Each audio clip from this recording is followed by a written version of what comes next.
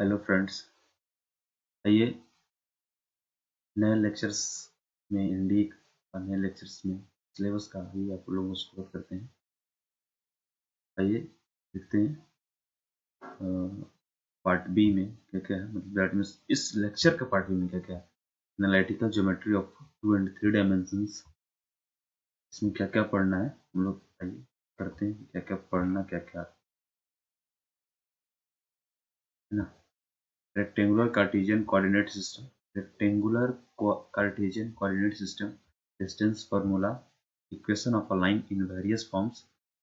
आप देखिए आराम से पढ़िए। Rectangular Cartesian coordinate system, distance formula, equation of a line in various forms. आगे है आपका angle between two lines, distance of a point from a line, है ना, distance of a point from a line. आगे equation of a circle in standard and in general form. देखिए यहाँ पे ध्यान देने वाली बात ये है कि equation of a circle, circle का तो इक्वेशन पढ़ना है, बट कौन कौन से फॉर्मेट में पढ़ना है। स्टैंडर्ड फॉर्म में भी पढ़ना है और जनरल फॉर्म में भी पढ़ना है। Standard forms of parabola, ellipse and hyperbola, इससे तो आप परिचित होंगे ही। You can understand this topic better. Standard forms of parabola, ellipse and hyperbola. आगे eccentricity and axis of a conic, eccentricity and axis of a conic, point in a 3 dimensional space. अब यहाँ तक आपका 2D की बात की गई है ना, यहाँ तक अप्रॉक्स आपसे 2D की बात कर ली गई, बट आगे जो यहाँ पे लिखा हुआ है 3 डायमेंशंस की भी बात यहाँ पे की गई है ना।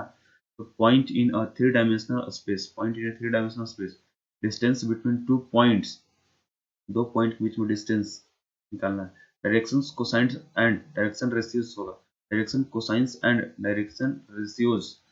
फिर then equation of equation 2 points, direction cosines and direction ratios, equation of a plane and a line in various forms।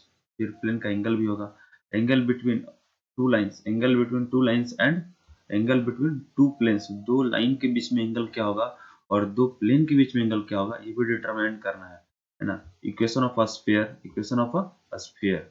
ये आपका 4th नंबर टॉपिक हो गया। आइए देखते हैं आगे क्या है 5th नंबर में।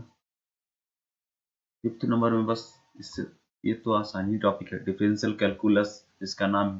Differential calculus is very easy and very difficult topic, क्योंकि आपको अगर समझ में ही आता है बहुत आपको अच्छे से मन लगेगा पढ़ने में और बनाने में। अगर समझ में कहीं बाय द वे नहीं आया तब तो फिर समझ लीजिए ये टॉपिक जो है ना आपका काम बना देगा काम बना देगा। दैट मीन्स आपको ये समझने में काफी परेशानी करेगी। ये डिफरेंशियल कैलकुलस इसका नाम है ना, तो आपको इसके एक एक टॉपिक, ये उतना ही आसान टॉपिक है, इजी टॉपिक है। क्यों?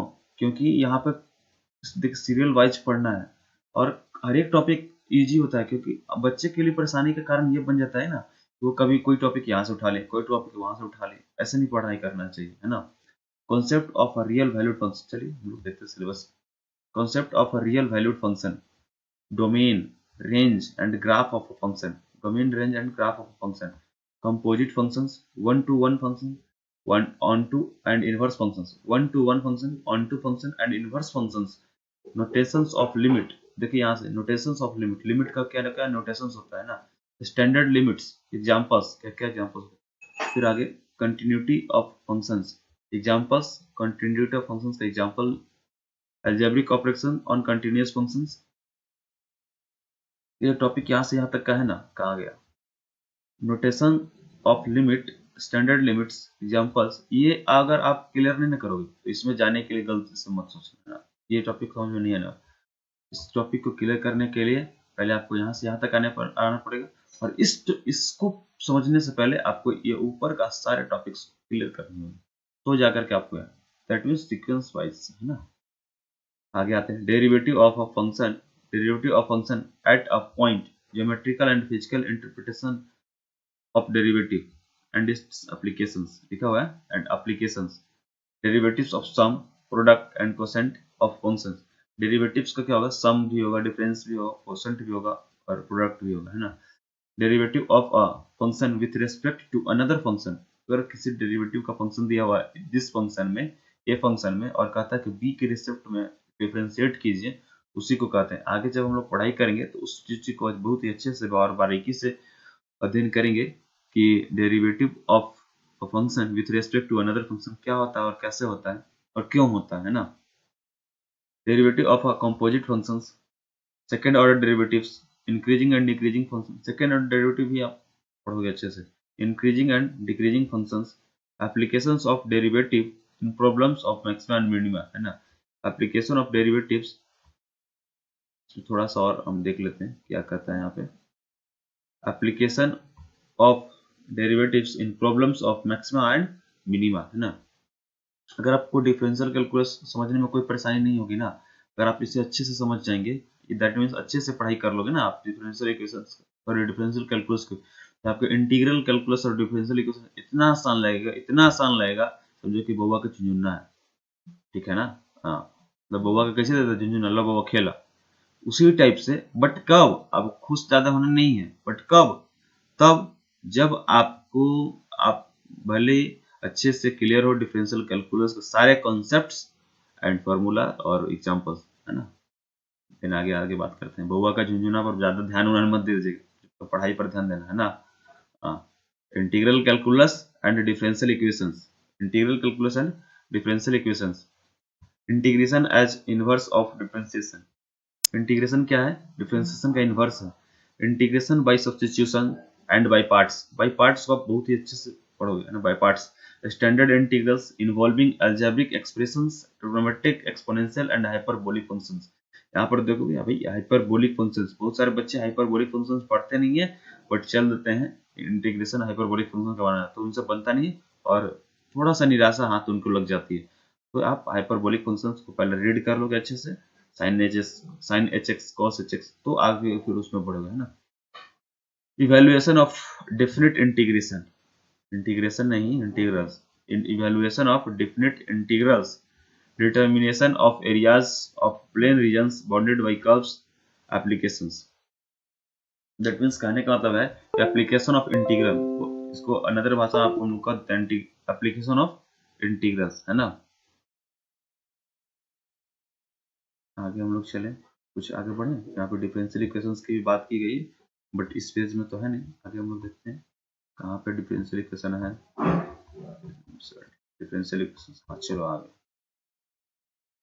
Definition of order and degree of a differential equations, order and degree का difference, definition of order and degree of a differential equation, formation of a differential equation by examples, differential equation का format क्या होगा और इसके examples, general and particular solution of a differential equation, तो ये तो करना होगा, यहीं से तो क्वेश्चंस आते हैं। General and particular solution of a differential equation, solution of first order and first degree differential equations of various types, examples, homogeneous पढ़ना है, नॉन होमोजेनियस पढ़ना है, और क्या क्या पढ़ना है ये आप बुक्स के सिलेबस में आप देख लो कि क्या क्या पढ़ना है। होमोजेनियस एंड नॉन होमोजेनियस नहीं पढ़ना है, इससे आगे नहीं पढ़ना है ना। इससे आगे हायर क्लासेस में जब हम लोग बीएससी पार्ट 1 वगैरह की बात करेंगे, तो applications in problems of growth and decay, ये जैसे कि हम लोग पढ़ते हैं application of derivative, application of integrals, उसी टाइप से एप्लीकेशन ऑफ डिफरेंशियल इक्वेशंस में पढ़ना क्या, ये आपको इंडिकेट कर रहा है। Applications in problems of growth and decay, क्या ग्रोथ किया और क्या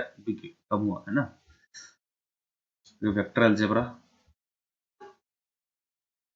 वेक्टर अलजेब्रा को तो हम देखेंगे ही, आगे बढ़ जा रहा पेज क्यों।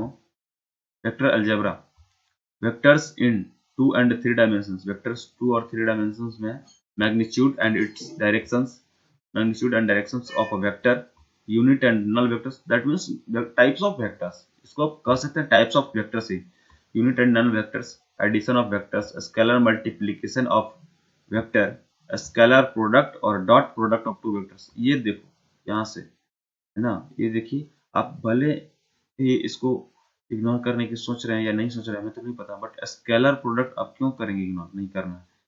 एक स्केलर प्रोडक्ट और डॉट प्रोडक्ट, ये दोनों कभी कभी कंफ्यूजन हो जाता है बच्चों को, भाई किसमें स्केलर प्रोडक्ट करना है, किसमें डॉट प्रोडक्ट करना है ना, तो आप इसको बहुत ही सावधानी से पढ़ेंगे। वेक्टर प्रोडक्ट और cross product of two vectors, applications, work done by a force end moment of a force and it geometrical problems. आप ठीक से पढ़ें क्या कहता है सिलेबस। एप्लीकेशंस, वेक्टर अलजेब्रा में वेक्टर के थ्रू एप्लीकेशंस जो होंगे